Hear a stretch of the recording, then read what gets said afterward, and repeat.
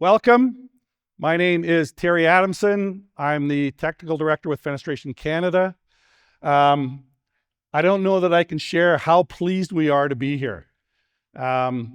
Most of you probably know that Fenestration Manitoba became a chapter of Fenestration Canada at the end of last year. And part of that activity and agreement to work together was to revive FenCon. So this is it. We are here for FenCon this year, and our intent is to do it certainly biannually, potentially annually, depending on how it goes. So again, really happy to be here. I was here for that sort of launch in December, and I must say, it's much nicer today than it was then. I'm from the West Coast, so I'm not at all used to minus 35.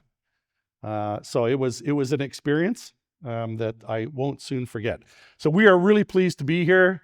Hopefully we're going to give you a good day where you can pick up some knowledge and info and connect with people and meet people. That's what it's all about. That's our agenda, is to bring the industry together nationally, regionally, and make those connections that'll make your business better. First, I'd like to say thank you to our sponsors. Our sponsors are amazing supporters, and without our sponsors, we would not be here. So Sherwin-Williams, Silex Fiberglass, JSA Machinery, Pref ERP, Screenco, Omniglass, Layton, Newcoat, Quanex, WDC, Bilco, Opera, Fentro, Botero, Superior Finishes, Adfast, Cardinal IG, Dorcom, ODL, Federated Insurance, Fenestration Review. Thank you, sponsors. I was with, I got to kill a little bit of time. I was with Fenestration Canada on the board starting back around, what are we, 2025? Probably 2017, Skip? Was it 2017 I got on the board? Something like that? I don't know. Was it earlier? Oh my God, time flies. We had about 130 members-ish, mostly concentrated in Ontario, Quebec, Ontario mostly. And I think that when I went to an event, we had about 4 sponsors. So as you can see, I didn't count them, but I think there's 21, something like that. So that obviously speaks to our sponsors' commitment, as well as the development of the association and our membership. So again, I think we were about 120, 130 members. I just heard a couple of days ago that we've now cracked 400 members.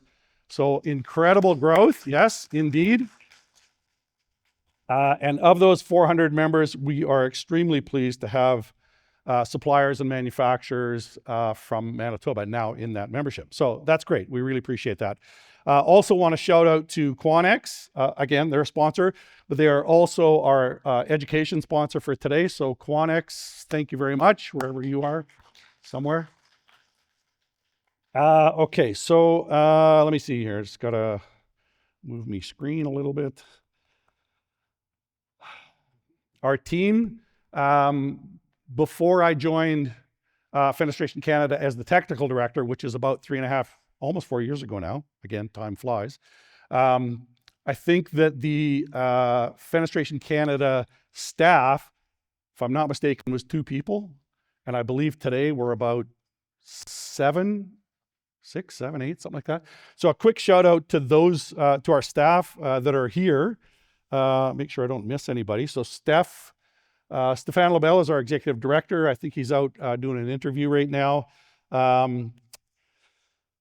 Who else? Lee Richer, who is at the label desk. Lee is our member advisor, member support.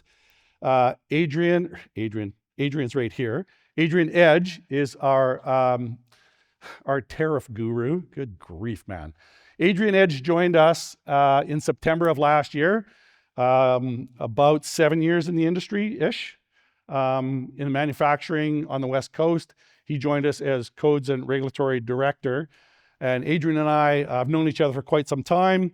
And it was like, Adrian, come on, all this code stuff and regulations, it's such a struggle. There's so much time commitment. He's like, yeah, I'm in. and then tariffs hit. And Adrian hasn't looked at a code or regulation since tariffs started the conversation. Not true. You'd love to be doing anything other than tariffs, mostly. Anyway, Adrian's going to talk to us about some of the tariff activity later today. Did I mention Lane? Lane Atkins. Is Lane in the room? She's so short. Put your hand way up, Lane. Lane is our operations manager, and Adrian described her perfectly as the person that herds the cats for us, keeps us all in line and tells us where we need to be and what we need to do. So very, very pleased to work with Lane. It's been it really has. Lane and I have developed this great working relationship and support each other, and she supports the rest of our team all the time. Isaac is also out at the desk with Lee. Isaac just recently joined us as well. Isaac is our money man. So Rich put it really great. Mario is our IT guy. So you hook up with Mario and Isaac. So your IT guy and your money man, those are the only two people you need to stick close to. They're going to get you through just about everything. Did I miss anybody? Isabel couldn't join us. Isabel is moving on to new career, new adventures. So she's still back in Toronto dealing with all of my emails that I've been sending her the last couple of days. So Lee is going to be taking over on the member services for Isabel. Cam Drew, he's not with us either today. He's actually on his way to, I think it's Italy right now, I think. Cam Drew was he was a manufacturer in British Columbia, window manufacturer, that he sold his company last year. He was the president of Fenestration Canada. And he now has joined us in a consulting member support role as well. So you're going to be hearing more from Cam. Jeff Makamoto from Toronto, he's our commercial technical support. Great guy, really great with connecting us to new members. Rich, did I mention you, Rich? Where'd he go? Rich is no, where is he? Put your hand up. There. Oh, he's always moving because Rich is he's our media guy, consultant with us on the glass side, the commercial side, also out of British Columbia. Rich and I have known each other for quite a long time, and he's been a great support of getting our word out. If you're not connected to Rich on LinkedIn, maybe through Fenestration Canada, you should be, because he's always got some cool stuff that he's talking about. Okay, so that's our group. Expanded significantly. Who did I miss? Who are you pointing at? Did I miss somebody? I said Mario. See, she's herding cats, man. She does such a great job. Something that I missed. She's all over it. That's great. Thank you. Okay, so we are going to get going shortly. I do want to also intro Zhen Liu from Silex Fiberglass, Sean Capusta, High Tech Windows. Where's Sean? Sean and Jen are the co-chairs for the Manitoba chapter for Fenestration Canada. They've been great so far, helping us to connect with people and give us suggestions and comments and ideas about what it is that the Manitoba industry is looking for from us. So great to be working with them. What else? Washrooms, there's some out there. There's some out that door all the way down to the right. Please mute your phones. Nothing more annoying to a presenter to have a phone go off during their session. Coffee out in the foyer, refreshments out in the foyer.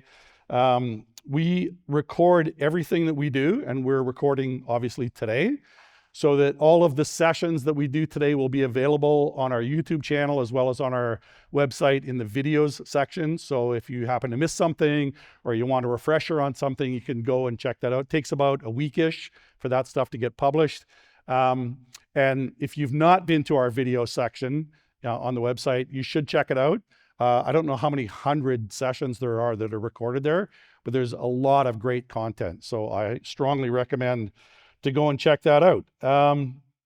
Okay, so also speaking of recording, as we do the sessions, Q&A obviously at the end of each session, if you have a question, please just raise your hand and Adrian or myself will get a microphone to you, because we want to make sure that we capture your question as well.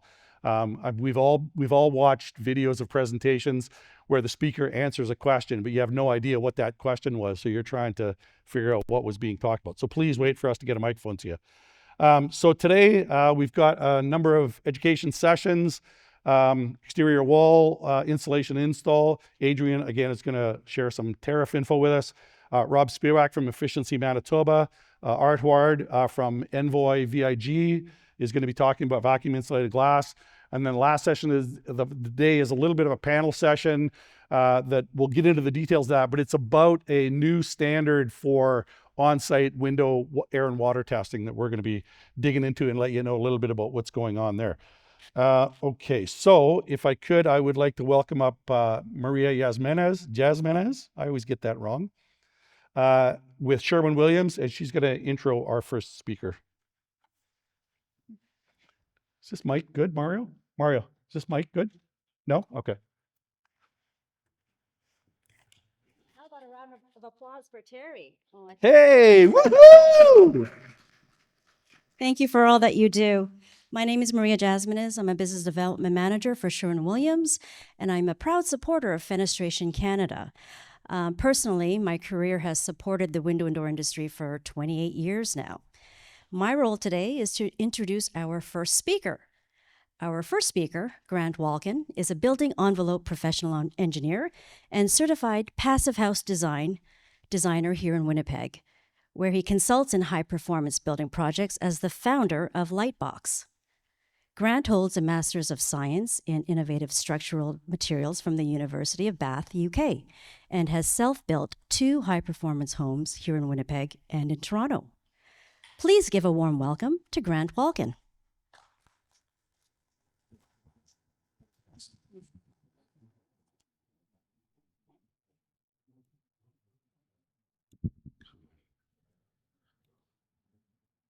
Bear with me.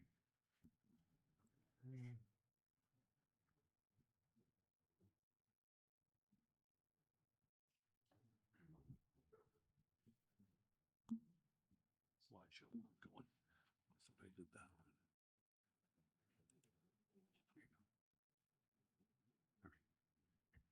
Perfect. Okay. Let me see. Yeah. Okay.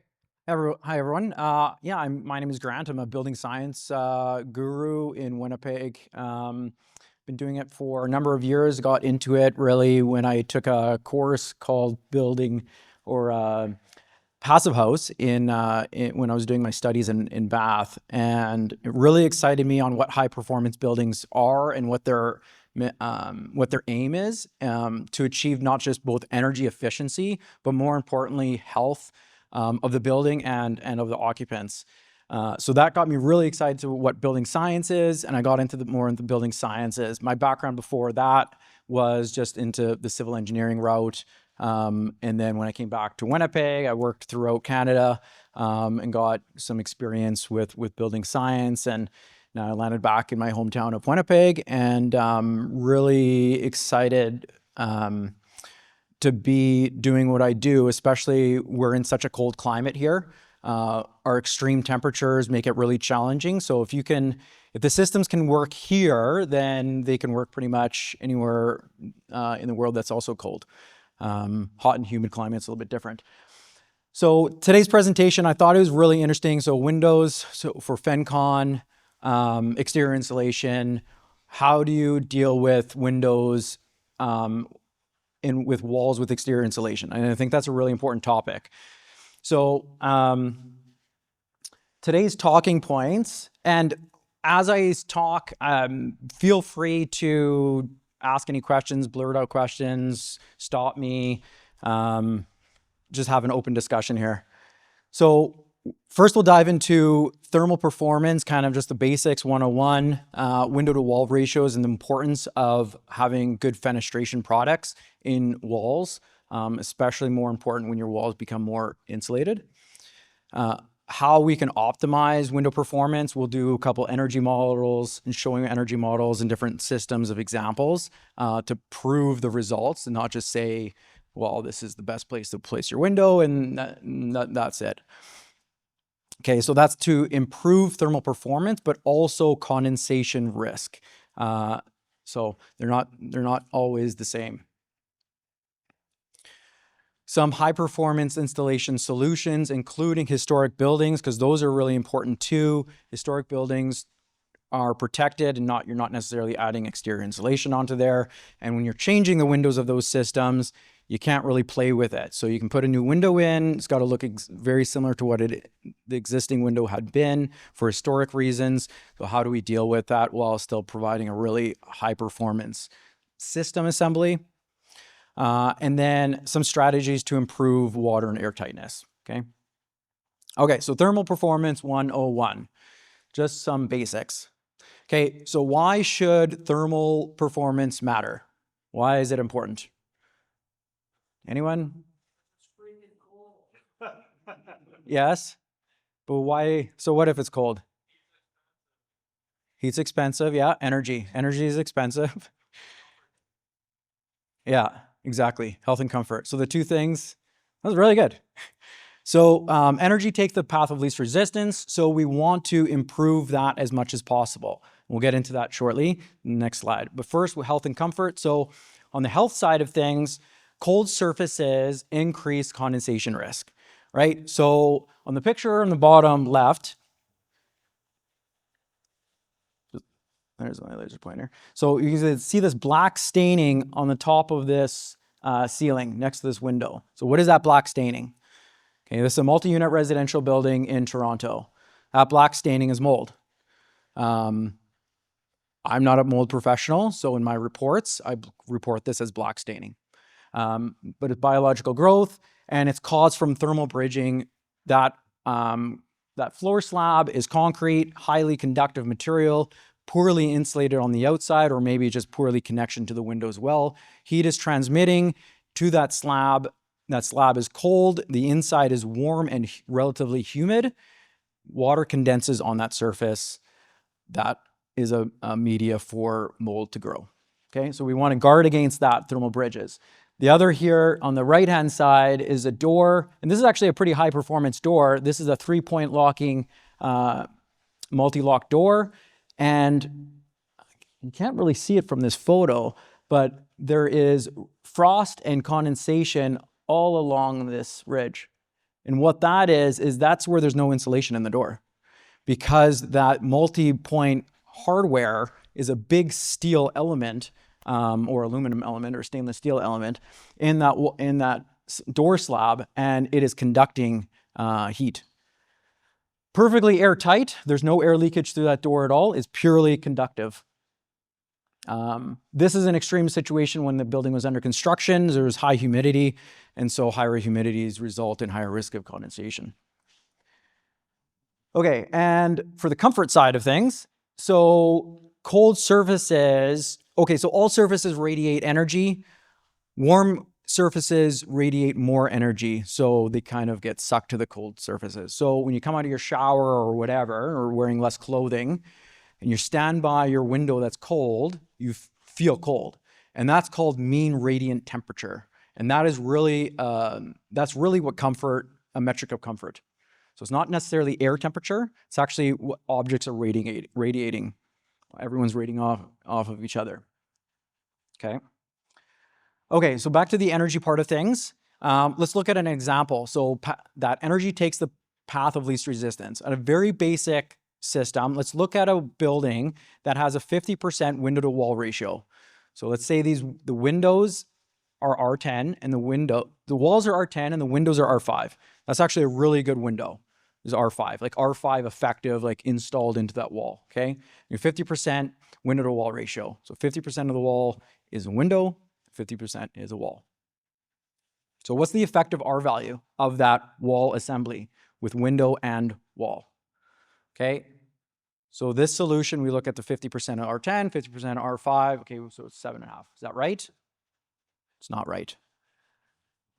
So how how it works is it's the sum of the U factors and not the R values, okay? So first you need to inverse that number, which is the U value. Inverse of R value is the U factor. So it's 50% of 1 over 10, 50% of 1 over 5. Okay, so your actual effective is R 6.7. Okay, so it's a little bit degraded from where we thought we would be. So now let's look at another building, but this one has R20 walls. Okay, energy take the path of least resistance. So now we're upgrading the walls, we're keeping the windows the same. Windows at R5 are actually really good performing windows. Likely most windows are not performing that well as it's installed. Okay, same 50% value for the window wall ratio. You inverse 50% of 1/20, 1/5, you get R8. We doubled our wall R value, our thermal performance of our walls, and we have R8. What did we have when we were R10? Remember? We had R6.7. I was always, the first time I came across this, John Straub was teaching a lecture on this, and maybe about 10 years ago or something. And I was really blown away by this metric. I was like, this is really crazy. The energy takes the path of least resistance. And so, and even when preparing this presentation, and I did this quick math for the purposes of the presentation, I was really blown away, and I actually had to do it a couple times because I was like, did I make a mathematical error? That seems so far off. Okay, so we doubled our wall value and we only increased our effective wall value with windows and walls by 16%. Crazy, okay? So that's the importance.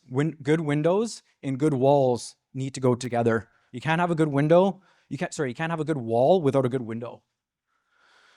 Okay, so now optimizing a window system. Okay, so the goal is to maximize thermal performance, so energy, and reduce condensation risk. Prevent that water, that moist air from condensing on surfaces, leading to degradation of materials and mold, etc. Okay, that affects people's health, comfort. Okay. So energy codes, as we know, are going higher and higher, are requiring more and more, demanding more and more.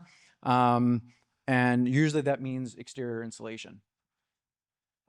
So how do we optimize windows to match a good wall assembly? Okay, this guy's doing some kind of crazy calculations. So experience and BS. Okay, so it's the building science, not the other BS, or maybe sometimes the BS. And experience comes from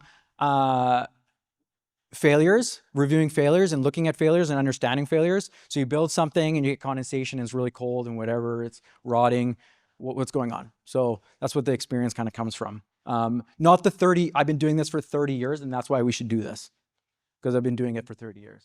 It should be more, it should be, you know, you hear that analogy. It should be really that you learn from failures, you learn from mistakes, you investigate those failures and you understand, you guard against that design. That's where building science really comes into play, because a lot of builders and architects only work on new construction. Not many of them get to work on the failures or review the failures. Okay, so we're gonna go through a crazy energy modeling exercise, examples. So at any point, stop me and we can talk about these and we can slow down. So this is a typical building assembly drawing that I grabbed. It could be hypothetical, not sure. Maybe it was a real life architectural drawing. So in general terms, we have this mass structure. I guess for me to be pointing in both sides, there's two screens, unfortunately. So we have this structure frame, concrete block. We have exterior insulation. We have a window, and then we have brick cladding, rain screen. Okay. So let's thermal model just the head. I did the head in the sailboat. Today we're only going to talk about the head because it's long enough. And I picked the head because it has this metal through-wall flashing. So metal through-wall flashing that was detailed on the drawing. It goes right through. It flashes water away from that rain screen cavity. Very typical that you would see. Okay, put that metal head flashing above there. Get rid of that water. Drain that cavity. Keep that wall, that window. Keep water away from that window. Okay, what other items of note? Okay, nailing flange, metal nailing flange. It's aluminum, typically, extruded aluminum. And it's both adds an exterior jamb extension, or sometimes called like a brick molding. Here's the nailing flange here. And then that nailing flange, how it fastens to that window is that it kind of hugs that window. and it hugs it right over top of the window there. And it stops about in line with the middle of the glazing plane. Okay, you got a wood window buck, and this is to provide structure for that window, to hang that window out. Right, you've heard that we want to align the insulation planes together, so we want to align that glazing plane with that exterior insulation. So that's the intent there, right? And then we have stainless steel glazing spacers. So there are warm edge spacers or super spacers, and then there are also stainless steel. And in the past, we've seen aluminum glazing spacers, but those are very highly conductive, and those are not around anymore for good reason. Okay, but stainless steel is still a thing, especially in commercial buildings. So we model this detail. We assign it all these parameters, all these conductive material conductivities, and we model it, and we see that in the model, this thermal model specifically, it gives this line, this purple line here, and it labels it as 4.1 Celsius. What that is the condensation line, the dew point line in that wall assembly, including the window. So this is based on -30 temperature. Winnipeg's around design -30, well, it's 33, but -30 is just a general good number, with 35% relative humidity on the inside, which is very kind of standard. Some single-family residential buildings will be lower than that, especially that aren't very airtight, but the more high-performance buildings and the more institutional buildings, 35 is a good number. Hospitals can be a lot higher. But this model, we did it at 35%. So 4.1 Celsius is the dew point with those parameters. Okay? And the model also gives us the minimum surface temperature on that model. And it points it out right there, 1.4 Celsius. Okay? Nice isotherms here, very picturesque, great for reports. Clients love them. Everyone kind of likes them. It shows kind of it tells a bit of a picture, a story. And the cold is in blue or purplish, and the warm is in red, and then everything in between is that rainbow. So you can see where that dew point line is kind of jumping around that thermal bridge of the metal flashing, and the isotherms themselves, you can see down here that where we have our aluminum flashing, our nail fin, it's kind of jumping around those because those are obviously very highly conductive. Okay, and we have that 1.4 Celsius. So the model gives us a thermal bridge value. It gives us that condensation line, and if we zoom in at that edge of the glass, 1.4 Celsius. So our dew point is 4. We are at condensation zone here. So it's in blue. So it's highlighting it that we are hitting condensation and it's a risk. Okay, very important to kind of understand that and see that. So now this is our base case. We're going to take this and we're going to do different things and improve it and see what the effects are going to be. Okay, so there's our base case, our psi value, or thermal bridge value, linear transmittance value. Don't worry about it too much. We'll kind of compare it. Okay, so our first option, we'll keep the wood bucks. We'll keep the stainless steel fasteners, but we'll improve the flashings. And improve the flashings, what I mean by that is instead of doing a through-wall metal flashing, let's do a membrane flashing, okay? So we'll do a membrane flashing through the wall, above at the head. And we will optimize the panning, the nail fin, or remove the nail fin entirely, so we don't have that thermal bridging. So what does that do? It improved our minimum temperature by about 0.5 degree. So we're at 2 Celsius. We're still below the 4, so we still have condensation. But look at our thermal bridging value. It has gone down tremendously. Huge thermal bridge improvement. Huge energy improvement. Okay, comfort is no better because we're still getting condensation. Still a cold surface there. Okay, so we'll take that. Now we'll compare it against, keep the wood buck, we'll keep the improved flashings, and now we'll put super spacers in. So remove the stainless steel spacers and put super spacer in. look at the temperature improvement on that edge of glass. 6.98, so 7 degrees. We are now above dew point. It does not, it is not at risk of condensing on there. So no more condensation. And our psi value, our thermal bridge value, it improves a little bit, but not that much. So see how they're not really correlating. Thermal bridging and condensation risk or interior surface temperatures are not correlating. Okay, we'll take that same one. Now instead of a wood buck, we'll do a thermal buck. We'll make that a thermal, because with the wood buck, so this assembly with the wood buck, so we have about, I don't know, 5 inches of exterior insulation. That's the only insulation we have in the whole system. So say it's about R4 per inch. So we have an R20 assembly right here. Our wall assembly is about R20. At the window, for 3.5 inches plus, because the 2x4 box, we have our wood is like about an R1. So we have 3 inches of wood, so we have about R3, and then maybe we have another inch of insulation, the R4 with that inch. So we're about like R12. So it's not very, it's not performing very thermally here, especially when we have that thermal bridge. So put in a thermal buck. The metrics in the model did change. I did change the conductivity, but it still looks like there's the 2x4s up there, but it's not. It's the conductivity of a thermal buck. So the temperature pretty much stays the same, that interior surface temperature, but look at the psi value. That thermal bridging value decreased even significantly more to 0.008. Huge improvement. Look at the isotherms. The isotherms are very much in line. Okay, here there was still a wave. We back up to our original.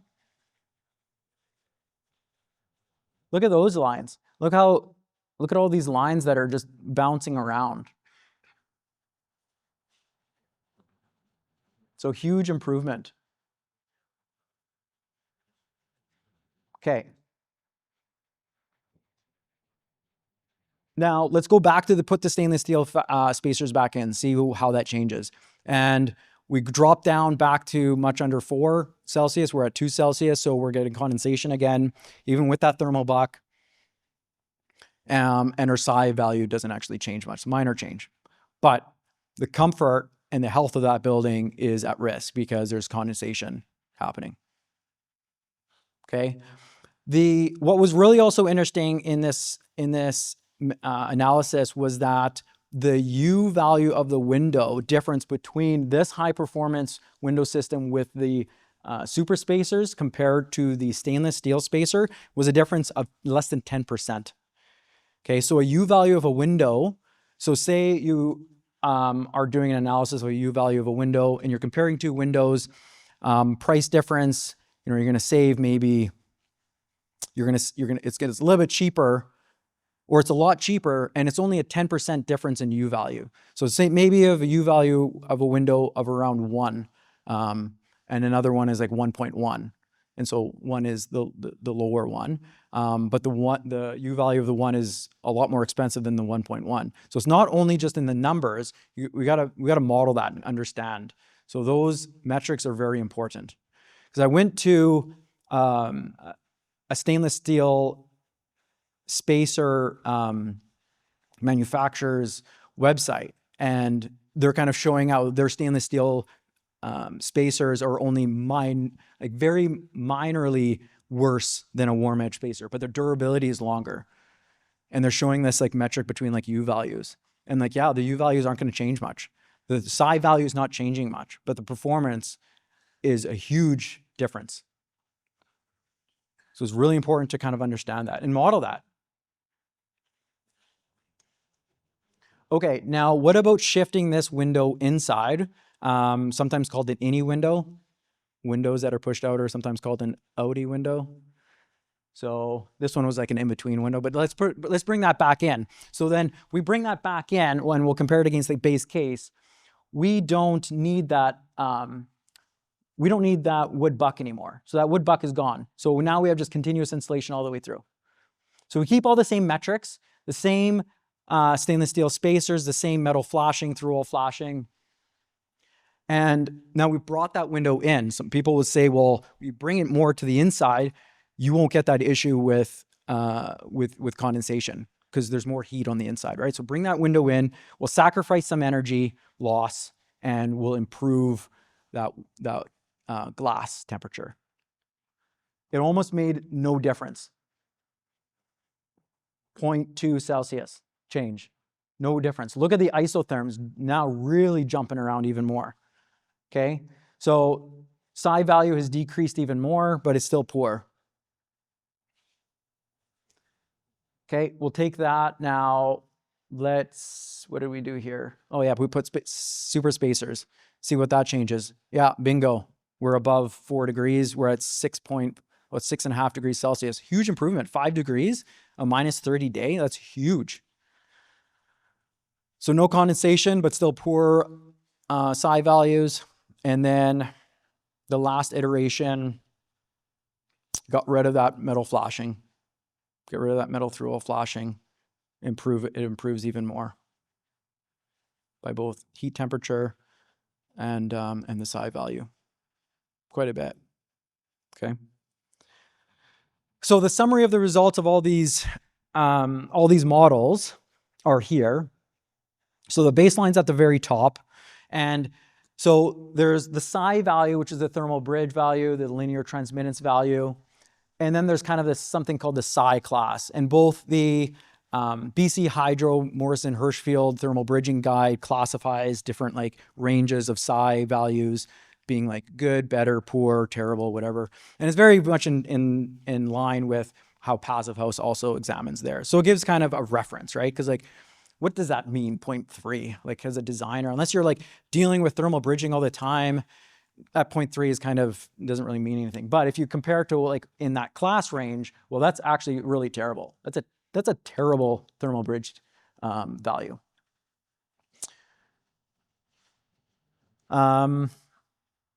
Option C with the thermal buck, improved flashing, super spacers, that was excellent. That was excellent. Look at that thermal bridge value change, 98% improvement over the baseline. Crazy high. And the interior surface temperature is 7 degrees. Like it's 5 degrees over what the baseline was. Massive difference. Really important. So you can see at the very top right here, the isotherms, again, bouncing around like crazy. That's not what we want. We want them very fluid, very in line, very linear. That's what we're trying to achieve, striving to achieve. So window details really matter. Window performance really matters. Remember, in the grand scheme of things, you put it in the wall assembly. So we have a good, effective wall. And these details are not uncommon. We see all the time. Here's another one. Very similar, wood buck. This one I picked off. Look at this metal flash. So they got this metal flashing goes all the way under for drip for water management, bulk water management. Goes all the way under the window. And then they also support it by this other C channel, 20 gauge C channel, to support it even more. It's going to be very conductive. At the head, they kind of looks like they did a little bit better, that they brought it only back to the buck, the window buck, not necessarily all the way back to structure, because that would have been even really a lot worse, especially when you have a metal frame structure. Okay, next thing to talk about. So high performance installation solutions. I thought this picture was really neat. I grabbed it from Passive House Canada. It shows this little girl in front of a window in a corner of a building, looks like a residential building, on a cold winter's day, and it looks like she is completely comfortable and not fazed by the temperature at all outside. And I think that's what all buildings should be striving for. Very comfortable spaces for us to be in. Okay, now there's tile on the ground. I don't know, maybe the floor is heated and it's just like radiating a crazy amount of heat, and that's why she's warm. And this is actually a very poorly insulated wall. I'm not sure, I wasn't part of this project. But the context is there. Okay, so let's look at thermal bucks and blocks. So you can use plywood and structural thermal blocks. Curtain wall framing, how we can use curtain walls and kind of high performance curtain walls and cantilever them, cantilever the glazing out. Anchoring clips, a strategy to over insulate frames, window frames, to improve that thermal performance, improve the interior temperatures at that edge. Okay, so structural thermal block. So Fentro is here, and when I signed up for this presentation and the word went out for this presentation, a person from Fentro approached me and said, "Hey, we're actually part of this event. We're kind of showcasing our material. Would you be interested in like coming and taking a look?" Now I've seen or I've heard of this material before, and so I haven't seen it before. So I've seen it before, but I never touched the material. It's really neat. So I brought a sample here, and they're also over in that side. And what this material is essentially it's like a really highly compressed, very dense EPS insulation, polystyrene insulation. Very, very cool. Yeah, I put some fasteners in there, and normally high density insulation blocks, you can still kind of put your finger in and imprint it. You're welcome to try to rip those screws out yourself. What they're showcasing, and this product is, so I understand this product's been around for about 10 years, relatively new. It's brand new to the market for the North American market. So, and Jen, I think you showed me this product like about a year ago that you had brought over when you were in Europe. Okay, yeah. So really neat that it's not just strong, that it can support like a window cantilevered off of it or anything, but it can actually accept fasteners and pull out holding strength of fasteners. So how they're showing it in a couple of these drawings here, they're showing, this is the backup structure here. This is German for inside and outside. And they're showing this window mounted on the exterior of the structure, outboard of the plane of the structure. And this building will be then wrapped with exterior insulation, and that exterior insulation will be in the plane in it. And you can also put insulation over top of the product. So it really bumps it out. And the conductivity of this product is what I used in the models that when I was showing the thermal buck and not the wood buck scenarios. So I used that conductivity of that material. And the conductivity is, it's pretty much EPS. So the conductivity of EPS is about R4 per inch. So that's what that product is. It's gray, so I think it's actually kind of like GPS, graphite polystyrene, which has a nominal R value of 5, but because it's compressed down and there's less air, I imagine that makes more realistic that you lose a little bit of thermal performance. But like R4 per inch for a structural product, awesome. They also indicated that the cost of the product, because that's always obviously a big indication of that product can even be feasible for a project, is about $10 a linear foot. So reasonable. Now I say that and you probably get a quote and it'll be like $30 a square foot and then right? But that's what, it was just kind of an off the back of the napkin kind of pricing of around that range, expect that range. And they come in different depths as well. So if you have a lot of exterior insulation, so this depth here, I don't know, comes in around like something like, I think that's the minimum depth, which is 70, like maybe 70 millimeters, something around there. And it comes in around 8 inches or so. I don't know, they can let you know. So really cool product. And what's really cool about it too is that it's a system, and it's an engineered system. So it's not just they give you this product and then get your own engineer to figure out how many fasteners you need, and if it falls out, like you're on your own, right? It's a whole complete system. So they come with their own fastener systems, both the fasteners that go back into the structure and the fasteners that go in from the window into the thermal buck. And they give edge distance and the amount of embedment lengths of the screws, etc. So a really neat product. Here's an elevation view of kind of what that looks like. So if your windows these come in 4-foot lengths or whatever, and if you need longer lengths, you just put these in. There's like a groove. So you add them together. Okay, here is some photos that they also supplied me to showcase this product off. So here it's being installed on the outside of a building over top of the WRB. So they've installed it in that step. Now they've installed their exterior insulation and actually hugged the exterior insulation over top. And then they mounted the window in plane with that. So pretty innovative. Curtain wall framing also can be used. You need a high performance curtain wall. And what I mean by a high performance curtain wall is that it needs to be really thermally broken. So this product is a Rainier's profile, and it has a great structural thermal break right through here. The fasteners that they use are stainless steel, low conductivity, about 1/3 the conductivity of regular steel, carbon steel. And so if this is your structure back here, you can mount the curtain wall framing back at the structure, the shoulder of the curtain wall back into the structure, and then cantilever the glass out in plane with your insulation. So that's a great strategy as well. Anchoring clips. So these are the clips that kind of clip on so that your window frames themselves, and you can kind of push that window out to some extent. Over-insulating the frame is another solution. This is only really viable for fixed windows or windows that have an interior opening sash, so a tilt and turn window system. And here we're actually wrapping the exterior insulation over top. And people say, well, you can't do that. Like, where's your flashing? Like, your flashing's up here. Like, you need to flash back here. You don't need to flash back into the window. Okay, so flashing, you need good flashing to control bulk water. In a rain screen system, you can accept that incidental water that gets through this system and to be directed out in the rain screen cavity. Okay, and then you leave weep holes or whatever, and the system is drained.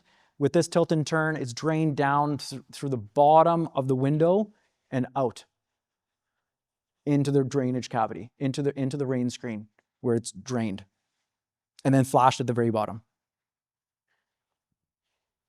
Okay, this has really good important effects too. Also, where you place your spacers of your windows, if you can push those spacers deep inside your sash, that improves performance a lot, because it's kind of the glazing is hugged by the glazing cavity, and there's some thermal performance in there too, some insulating effects. And here we have that clip again, that anchoring clip.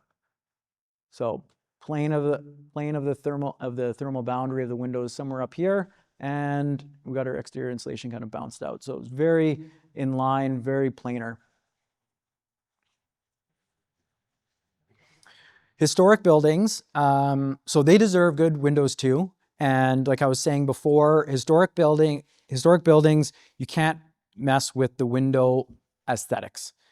So you can change that window. Most of the time you're allowed to change that window. But the window needs to be replaced with like to make it look the same. It needs to be put in the same plane. And so how do you deal with that? You can't, with historic buildings, you're typically insulating from the inside. So your insulation plane is on the inside. So you'd want to push your windows to be best thermally performing on the inside or more inside. But because of historic purposes, reasoning, you need to keep that window in the same plane as where it originally would have sat. So that window has to sit back out kind of in line with your brick structure. And what you can do here is you got your insulation on the inside, and you try to put as much insulation return into that jamb, so you make those isotherms as more gradual as you can. Okay, so if you can put the sill for this detail was a lot easier because for whatever reason the brick is kind of pushed back, so that insulation is pushed all the way back here, and you can notice that the blocking is away from the frame. Like your sill blocking to support that window is away from it. So you got some insulation there. Wood is not superly high conductive, but when you're dealing with high performance details, it is still relatively conductive. It's R1 per inch, where versus insulation typically around 4 times that. Okay, and that'll improve it tremendously. So they'll never be perfect, or they're a lot more tricky, and there's some sacrifice of performance that has to be sacrificed with historic buildings. Interior trim solutions. So when you have when you're pushing out when you have exterior insulation, you want to push out that window, you got deep interior jams typically. How do you deal with that? And typically with exterior insulation, you got more layers, more thicknesses. You could have more deviation of how that window is actually sitting. So interior jams can be a little bit tricky. And that it might not be, the plane of your window might not be exact same plane, like parallel with your drywall, your finish plane. And so kind of to deal with that is you can do these interior bucks that penetrate past. And so you don't have to scribe the jam to the window. So here we're showing it. So here's the jam. It's all pocket hole together. So it's kind of its own structure. And this works really good too if you ever need to replace that window. Maybe it gets damaged in construction or just at the end of its lifetime. So you can easily pull this out and you're not damaging everything. Being inserted into the wall, and then just this little trim to cap that distance between the drywall and the jam extension. So, you know, maybe it's sticking out, maybe this interior jam is sticking out about 1/2 inch here and 3/4 inch up here. It's not that big of a deal. It's just kind of part of the construction, especially here. This was a retrofit. This building also here for interior, how do you work with interiors? This is 500 McNabb in Hamilton. It was the first Enerfit project, passive house Enerfit project of its kind for this size. You might have saw articles or media about this. It's completed, I think, around 2001. And it was an existing building from the 50s or 60s and in need of a deep energy retrofit or needed major renovations. So they added 6 inches of exterior insulation. How do you deal with that at windows? So you can see how deep those jams are now. This was a really neat approach. 2 things here. With this window, it's a tilt and turn inward swing, typically higher performing. But you can see the bottom here, that sash is not brought down all the way to the sill. So when you have these deep jams, people start using those as like surfaces, like shelves. And so to open those windows, now if you put that sash, that opening operable sash right to the sill, you'd always have to move things, and then that window just would, it would be very clunky. So this I thought was a very interesting and cool detail that they did. So they put a fixed window below and they offset it a bit. And this could be good for life safety as well for children. So you offset that a bit. The other aspect of this detail, which was really neat, was these shutters and these blinds. Because your windows are so far, you're set back so far out of the wall, your blinds typically don't really make sense to be back at the drywall. So these here, they're mounted to the windows themselves. Really innovative, I thought. Existing building. So when you're dealing with existing structures, if you're not putting exterior insulation, like how can you thermally improve it? Well, in this project, the windows were being replaced and the trim was being replaced too as part of the project. So we put a little bit of insulation where that trim used to be. So that trim is back the depth of the stucco, 3/4 inch or so. And then new trim was installed over top. And you can see that thermal plane, it's protecting from heat flow of all this structure, right? Because at your rough opening, it's gonna be lined with 2x4. So really, like, your thermal performance around your window is very poor. So if you can keep that warmer, then your interior surfaces at your window are gonna improve.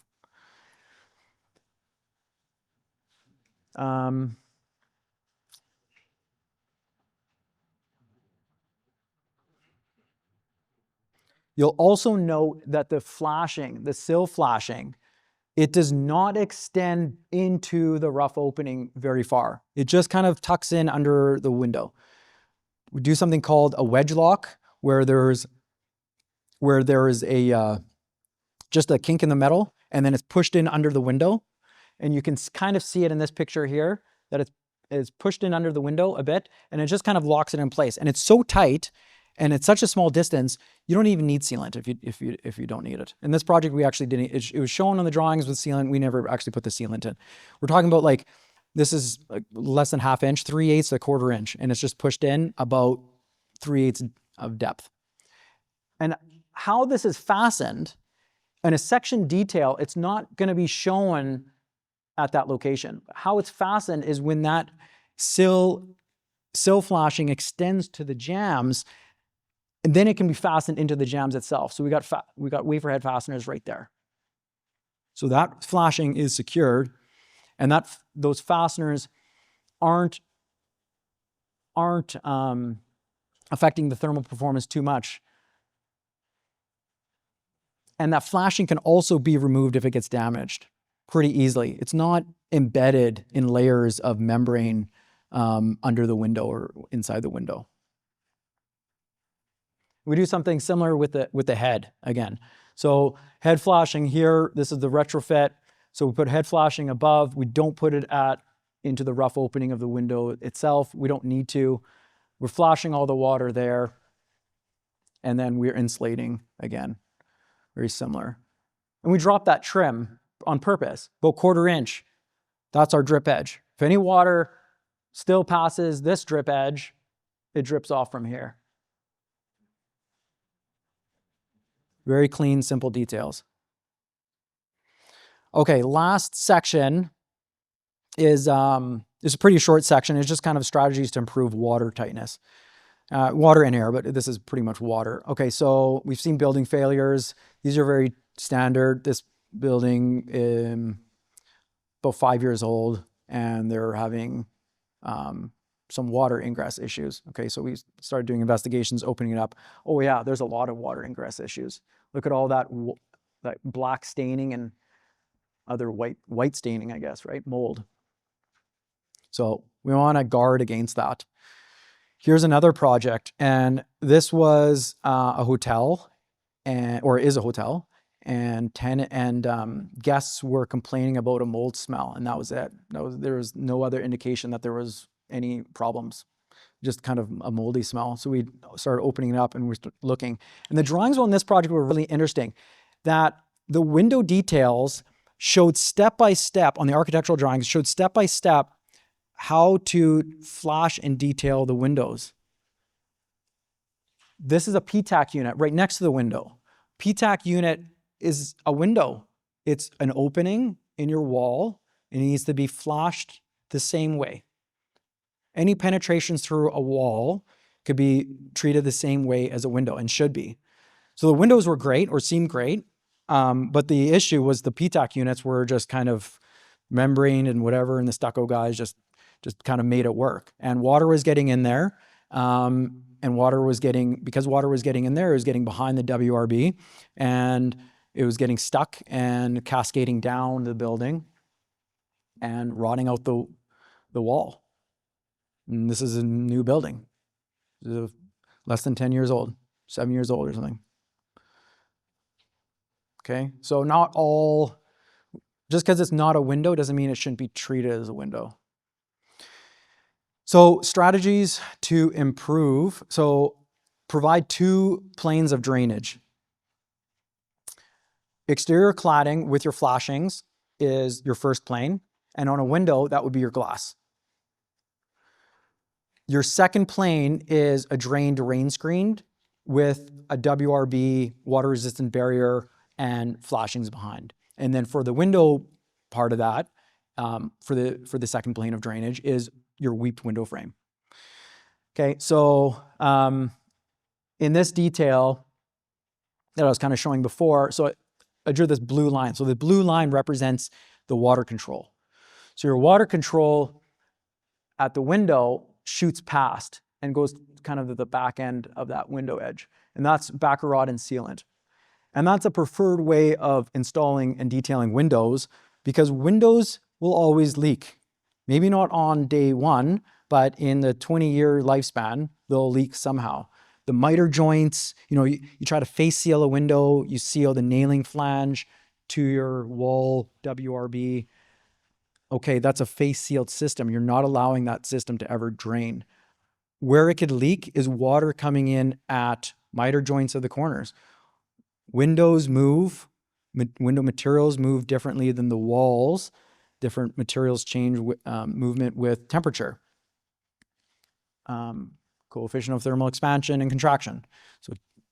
So we need to guard against that and be designed that we expect water to get into that rough opening cavity.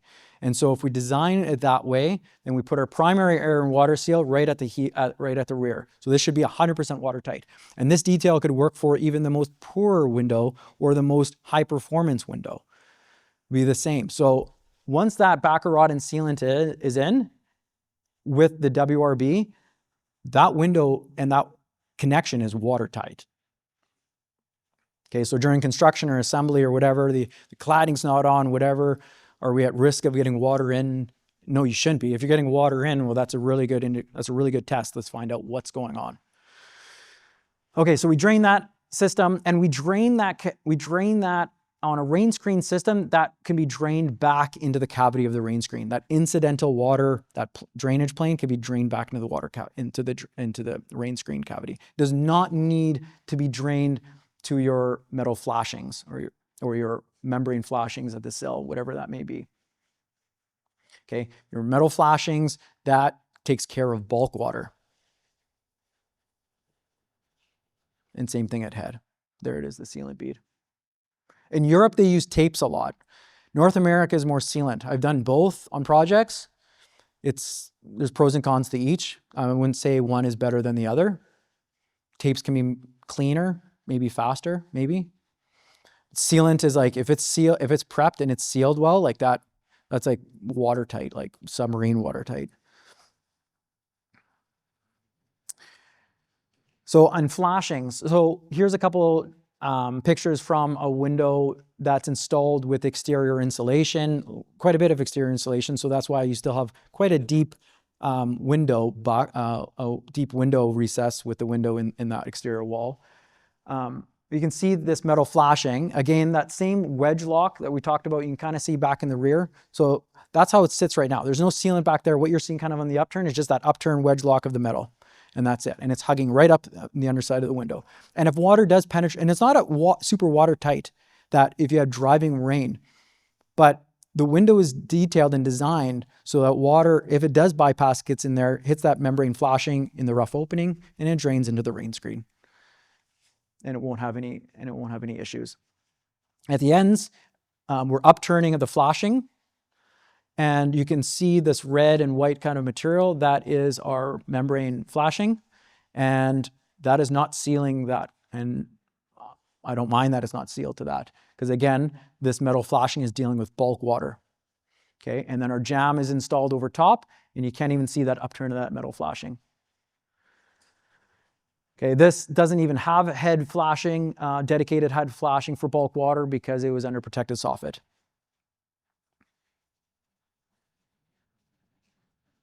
Okay, takeaways. So aligning the insulation plane with your glazing plane, those isotherms, you're not going to be thermally modeling. Most people aren't going to be thermally modeling, but you can imagine it, right? You can imagine where that insulation plane is in the wall, imagine it in the window. Think about all the highly conductive materials that are puncturing through and passing through. Try to minimize those. But it's important to say this, and that is there's 4 principal control layers. There's water, air, vapor, and thermal. You can't sacrifice water for thermal. Okay, water is the most important. So water management needs to be number 1 in that list. Okay, so this presentation was really heavily into the more thermal side of things, and by no means am I saying sacrificing the water control to improve thermal. So water will kill buildings. Energy loss will not. Okay, how windows are detailed and installed matters, thermal bridging matters. So psi values related to energy loss, directly related to energy loss. So watts per meter Kelvin. Kelvin is the temperature.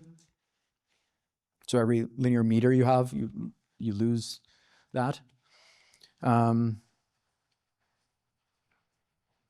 Also sometimes referred to as the condensation resistance factor.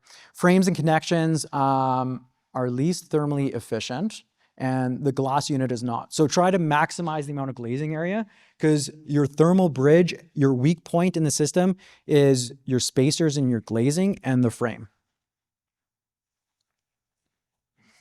A well-insulated poor window can outperform a poorly insulated expensive window.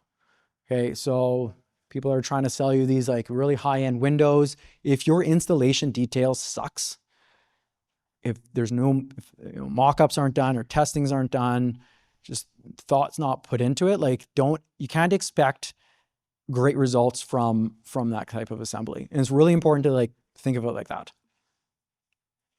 to understand that. Okay, good building science important, thermal bridging modeling is important, shop drawings are important, mock-ups are important. For this presentation, I put together all those models. A good modeler using good software can pump out those models quite fast. I did all these in less than a day, and I also did the sills, but we didn't talk about the sills because it was a bit redundant. But you can see and moving and shifting all those examples and changing the conductivities and running the models and fixing errors. Like it's a pretty fast task. So don't be shy to find a good thermal modeler to do this analysis. Okay, that's it. There's this photo here that I included. It's a curtain wall system. You can see that condensation line, how they're much different, and the isotherms are a lot different. And you can see the one on the left, that is getting condensation all on that frame of that aluminum curtain wall. And the other one's not. And the only difference between these two systems is how that metal flashing at the very bottom here, there is drip edge flashing, how that was installed.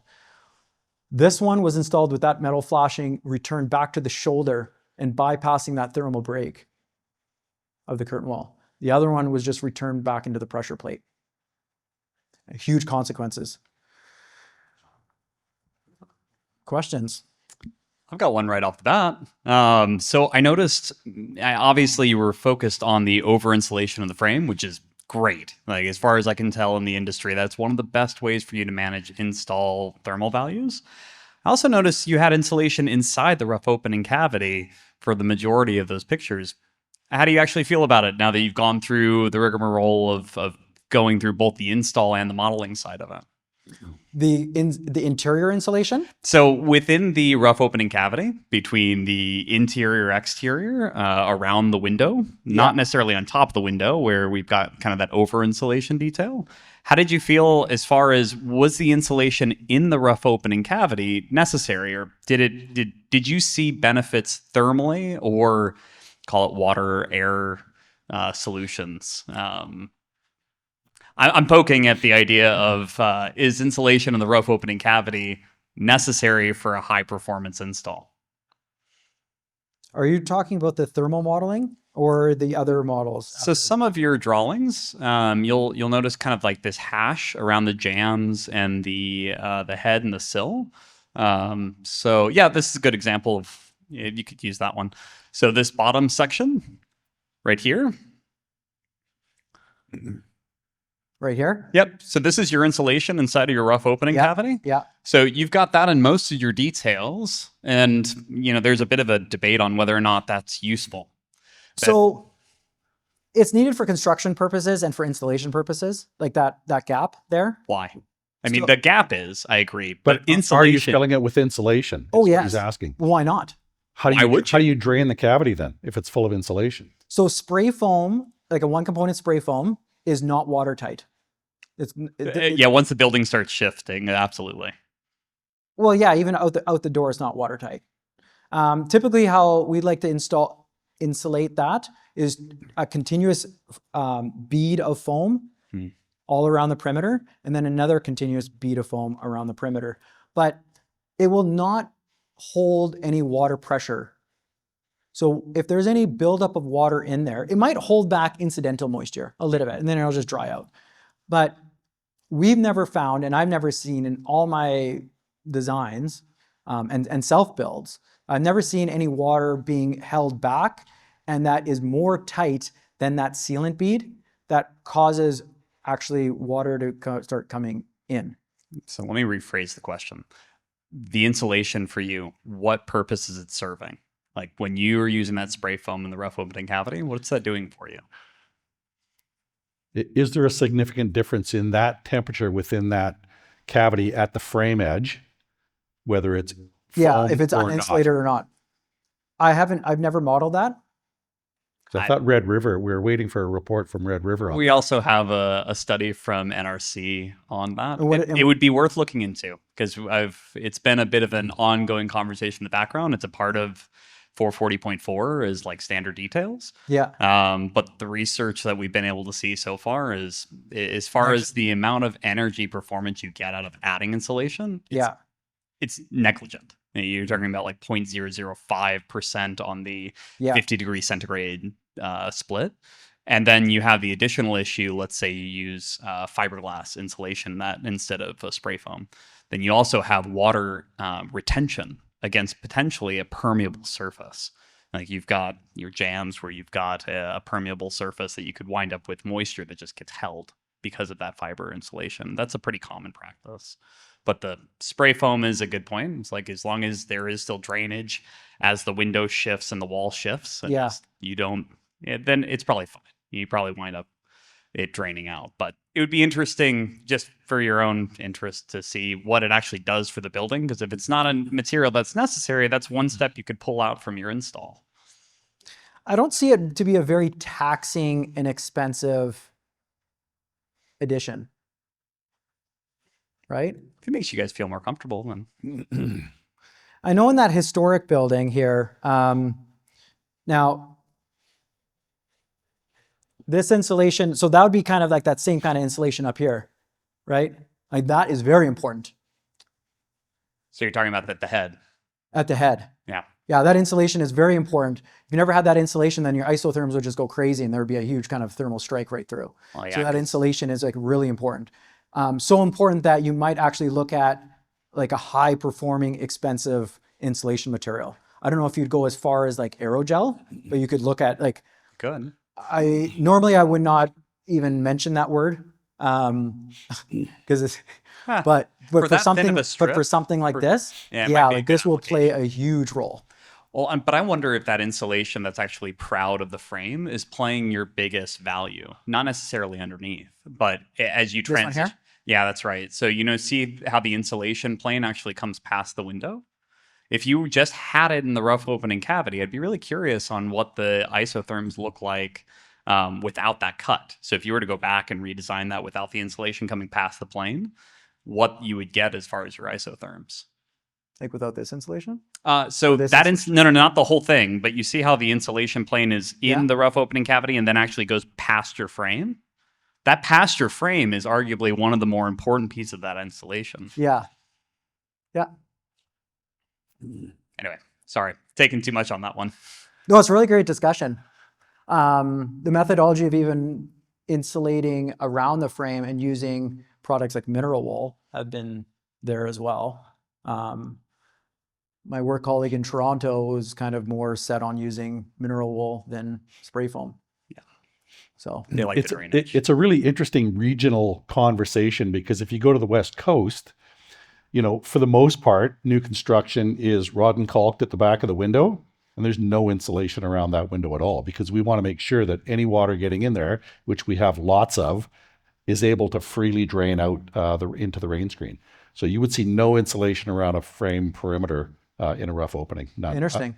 Other than the rod and caulk detail. That size would probably be no greater than 1/2 inch depth, like height, right? Probably. Yes. Because once you start getting greater than like cavities like that, like you really need to make that air stagnant. Otherwise, it becomes more of a vented, and it no longer is your insulation value of that air changes dramatically. And the theory is with the rod and caulk at the back of the window, the pressurization from the exterior keeps that very much a dead airspace. Yeah. So anyway, we're still waiting on this research on the performance around that window in a cold environment. Yeah, that's interesting. So we're still waiting for it. Red River is doing it? Red River did some work on it, yes. Yeah. Okay. Yeah, they did it about 5 years ago now. And I mean, the research has been in one of those like weird sitting stages where people say, oh, well, yeah, we're analyzing the data. It will be out soon, kind of thing. But yeah, I expect soon. 5 years ago. Don't get me Yeah, started. I don't know how long ago it was, but we're still waiting for it. Yeah. There's several people that claim that temperature differential is very, very small, Yeah. even I could without. I could see that being in certain situations, depending on like how it's detailed, right? Yeah, for sure. Yeah. Yeah, but if you're pushing your insulation outside the plane of your insulation, then you really need to make that as fluid as possible. So, Yep. All right. Anyone else? Was there anyone? Nope. Go One on. there. Oh, There's one there. That was very interesting. Thank you very much. There was no mention of interior airflow, air wash over the windows. Can Yeah. you comment on that versus radiant floor heating and the implications for, Yeah. felt comfort around your glass and condensation? Yeah. So those thermal models, this is a good point. So those thermal models that I did, one with the window kind of where it was normally designed, and then the other one was kind of pushed in. So you could claim if you were to put blinds or some other window coverings to restrict airflow to that window, that would increase the risk of condensation dramatically. And that's because the humidity is still the same, but now the temperature is different. It's not getting that same warm heat to that window. And now your relative humidity increases right at your window surface. Yeah, so that's really important.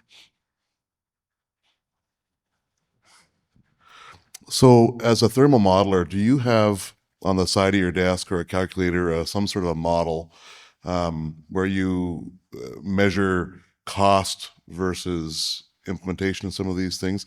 I understand comfort is difficult to quantify, but on the thermal side, there's a fairly high cost to some of these things, both Yeah. from a labor and from a materials perspective. Do you have some sort of math that you use in your head as you do the modeling for these? No, just use kind of judgment. Like I would never, like using a wood buck, that's not bad. It's not terrible to use that wood buck, right? Compared to what another option is. I wouldn't say like to use a very like high, expensive structural thermal break in order to save a few dollars per window per year on energy. Like that'd be pretty crazy. My analogy is that it's more on the health and comfort. And so we need to design a system so that you're not getting condensation, that risk of condensation on the interior. So I think that's the more important driver than that psi value. So yeah, but I don't do any kind of analysis like that. Not at that depth. Yeah. Hey there, this is just more of like a homeowner question. If you're having condensation against your windows, is there any tips and tricks other than just reducing the inside humidity of the home? Inside humidity is the number one. So if you have fresh air ventilation unit, an HRV, ERV system, increase that to drop your humidity levels. Like it has dramatic impacts. Window coverings, as we talked about, has a huge impact. If you can, I showed that kind of detail near the end where we did some exterior insulation just at the trim. That can have pretty big impact as well. Yeah. Airflow, huge. Yeah. Anybody that's gone to a condensation call and you show up and it's the master bedroom and there's very, very heavy like blackout drapes, you're going to have a problem. There's no air, there's no heat getting to that window, but the moisture from two people or whatever sleeping in that room, now your humidity levels, skyrocket overnight because we all expend significant moisture while we sleep. I've run into that many times. Leave your drapes open tonight and see what happens. And oftentimes you don't get a call back. Airflow is huge. I have a quick question just about the accuracy of these models, actually. Do you have a margin for error on these models? Do you have real life application improving the model's accuracy to this? And what's the actual accuracy of modeling versus real life? Yeah, so the purpose of these models, and you're right, so there could be a decent amount of error on these. I did, these were just kind of general in terms, but the accuracy between the models, the difference in values between the models is accurate. So how it compares and it shows the differences and the changes in the difference, like that would be accurate. Does that answer? Oh, in real life. Yeah.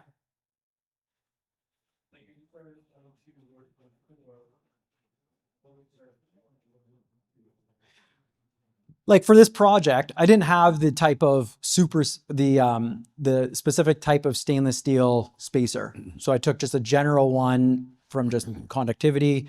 And I didn't have the glazing characteristics. I didn't have the low E coatings on the glass. I didn't have anything like that. So actually that was modeled with like no low E coatings as an example. But the purpose of it was to show the difference between the different models and how things change, just at a high level. Yeah, I didn't pick a specific product and start plugging it in and do that. Go ahead. I want to come back to the condensation on the windows again, because this is something that is missed, I think, in general terms. Because what people do is they say, well, there's humidity on the windows, let's reduce the humidity by turning on the HRV or whatever. And this is not this is a good process for preventing condensation on the windows, but a terrible process for humans. Humans need 30 to 60% humidity for comfort. And so particularly in our climate in Manitoba, if you have a really good window, triple pane, the spacers, the whole deal, you're going to have condensation on the windows above 30%. So I guess my point in all this is we need better glass and windows than we do, and airflow is important. It's really tough to get good airflow over the windows because the windows are inset. So the solution is not decrease the humidity, it is improve the windows. And we've got a long way to go there yet. Yeah, and window detailing, right? Window detailing is far more important, in my opinion, than the window itself, to some degree. Yeah, Play a factor. you're bang on. It's a combination, of course. You can't just say do this and that solves the problem. But many occasions when I've been called out to a condensation call, you know, it's an extra bedroom and it's closed and there's no heat, and you know what I mean? Like there are things that can be done to minimize it. But you're bang on. The window needs to improve its performance when you get into extreme conditions. Absolutely. Yeah, well, the way to solve condensation is to ensure that the window and the wall are performing equal. That would be the absolute ideal. You know, it was a great presentation regarding vacuum insulated glazing where they had used the VIG, which is a really high performance piece of glass that we'll hear a little bit more about from Art later, where they used it and the wall was performing worse than the glass was. And so there was condensation on the outside of the glass. It's such a nice illustrative way to show that is our aim here at the end, is that we need to make sure the wall and the glass are going to perform close to equal in order for that condensation risk to go away. Mm-hmm. Yeah. Oh, and the 50% window to wall ratio, like how poor that was, right? And so like that metric of how energy takes the path of least resistance is really important.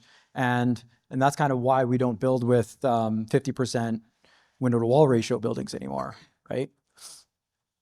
Because we still do. We do. Is a joke. Yes, indeed. Lots of towers are like that. So we've explored this VIG thing, and we've done some projects recently, and we've done some. We use AGM as a glass supplier a little bit, and we've chased this U value as far as we can go. Like we double up CG70 on surface 2 and 5, and then you end up with this exterior condensation issue. Is there anything that we can do. We basically just said we're not supplying that option anymore because of the exterior condensation that happens with chasing the U value right to the basement. So is there anything you can do as far as thermal performance of the glass without chasing the U value as far as you can go? Anything more than what was already said, I guess, today? Like anything in addition? Yeah, like when we chase the U value within the performance of the window as far as we can go. So we double up CG70 or Solar Band 60 would be Vitro's product. Yes. Yeah. Like at some point you end up with this, you don't get enough heat loss through the window. And I've got a customer calling me and saying, well, I've got condensation on the exterior until 2 o'clock in the afternoon. Yeah. Okay. So I don't know if this will answer your question directly, but you bring up a point that I kind of wanted to touch on a bit, and that is thermal inertia. And so you're in a fight, you got heat energy on the inside and it's cold on the outside in winter. And so you're kind of fighting between these two forces that are trying to, that are fighting each other and where they're meeting. And so you want a lot of thermal inertia, heat inertia, on the inside of your building, or your window frame, to kind of chase and put waste heat into that, into the transition, so that it keeps it above dew point. And aluminum curtain wall actually does that really well inherently. So aluminum, you have this big thermal inertia chunk of aluminum on the inside of your building, and it's collecting all that heat and actually like throwing it into, so this is an aluminum system. So it's actually like all this surface area is conducting it and throwing it into the nosing of that curtain wall and trying to keep that warm, compared to on the outside is a lot less surface area. So how curtain walls work well is that they have this chunk of aluminum on the inside. You change this to wood curtain wall, and it doesn't work anymore. Your thermal performance of the system might be higher, but your condensation resistance is very poor. Worked on a project in the States where the penthouse of this it was curtain wall building tower, and the penthouse, they didn't want to see aluminum, so they clad everything with wood. And we knew that would be an issue with condensation in Philadelphia, even in Philadelphia. And so we actually had to heat trace the aluminum on the inside. Oh, that was weird. Heat trace on the inside to keep those temperatures up, because we no longer had that kind of thermal surface mass inertia area to drive that heat into the frame. That might kind of answer your question.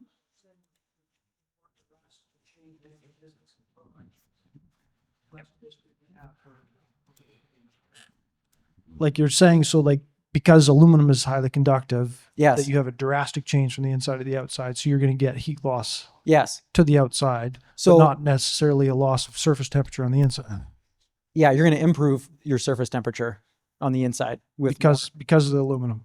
Yeah, because of the aluminum. So if you put something really highly conductive and you put it up against your window, like that can improve that condensation.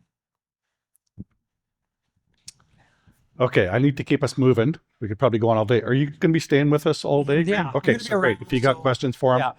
that'd be great. Thank you very much. Appreciate it. Thanks, everyone.